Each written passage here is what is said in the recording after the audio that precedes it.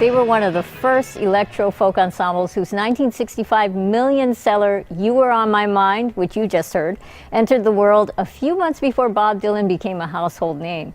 The group was We Five, and one of the founders of the group, Jerry Burgan, joins us today along with Alan Rifkin, co-authors of a new book, Wounds to Bind, a memoir of the folk rock revolution. Welcome, guys. Well, thank you. We're glad to be here. So, Jerry, everybody wants to know, I mean, even if they've heard of We Five, they probably want to know how you started. And it is in the book, but could you tell us? Oh, that's an awful thing to say. It's in the book, but yes, it is. I met Mike Stewart in grade school. Mm-hmm. We became friends, sang together in a choir, and as we were going into his high school, his older brother, John Stewart, mm-hmm. was a couple of years ahead of us in folk music and ultimately wound up being the banjo player in the Kingston Trio.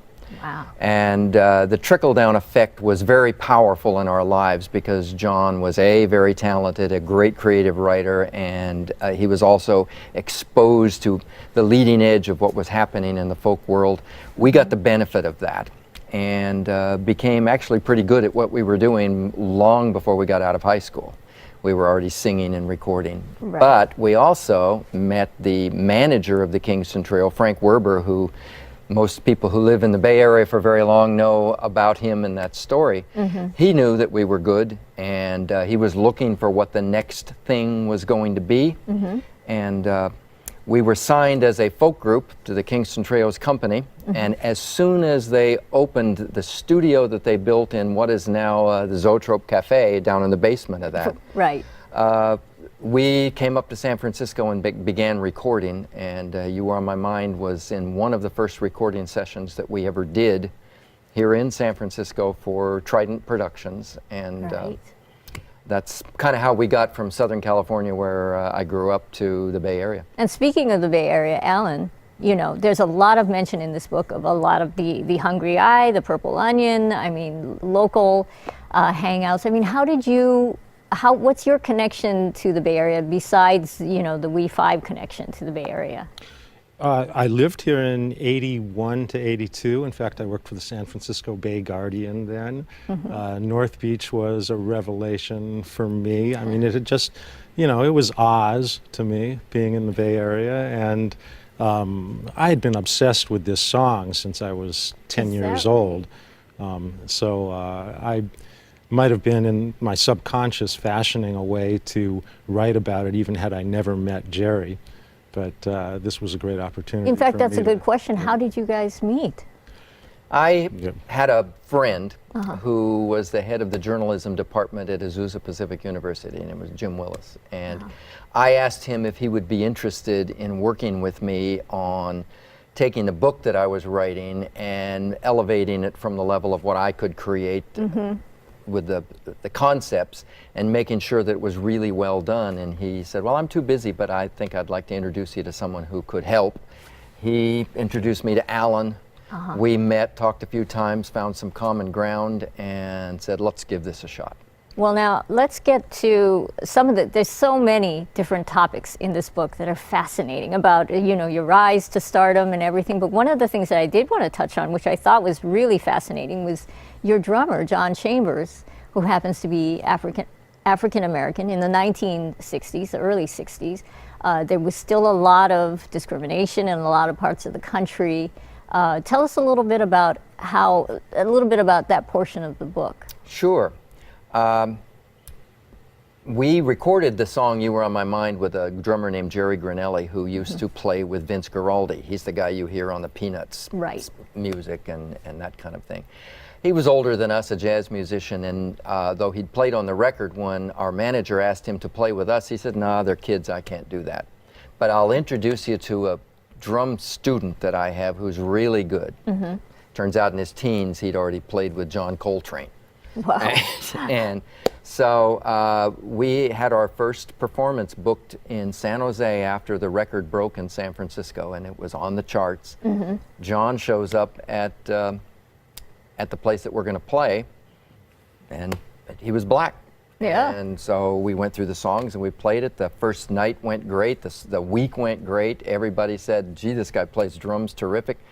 we never did another show without him for 2 years. And I think the most interesting thing, that story, was that in the clip that we showed, Yes. you can see the silhouette of John. The opening playing, clip, yes, on right? the Hollywood Palace, right? And you could see him, but you don't realize it's him. And there was a very interesting story about that they actually didn't want him. Well, I don't know. Yeah, on I don't want to stage. put words in their mouth, but we showed up with 6 people, and they were expecting a 5-piece band Right. that didn't look like we looked exactly.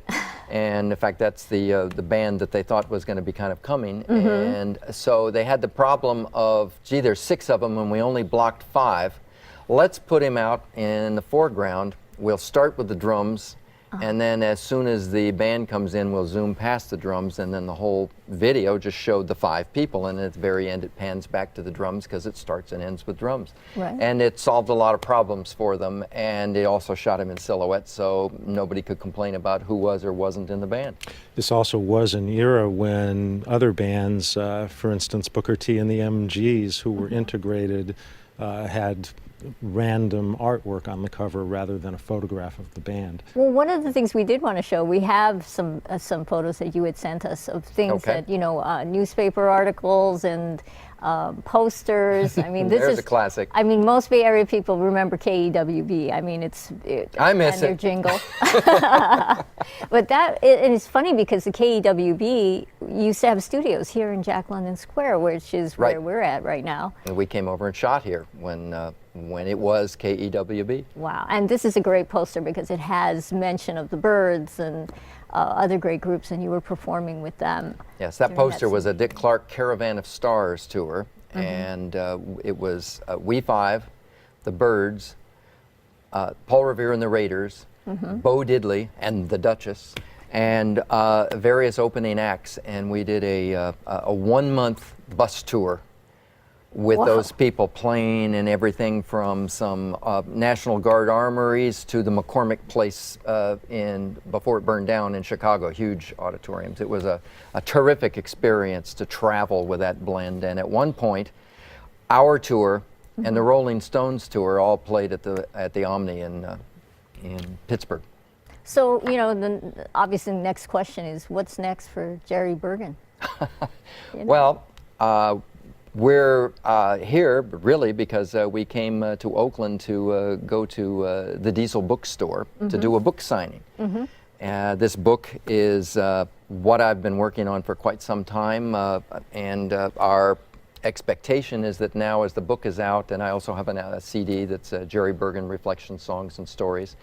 And I Because you are still writing and Right. composing. And I perform with my wife, Debbie Burgan, who for many years was the lead singer in We Five. And we are just trying to get out and amongst the people, spreading the word, and playing music of the folk era up to the beginning of the folk rock era, because it's what's nearest and dearest to my heart.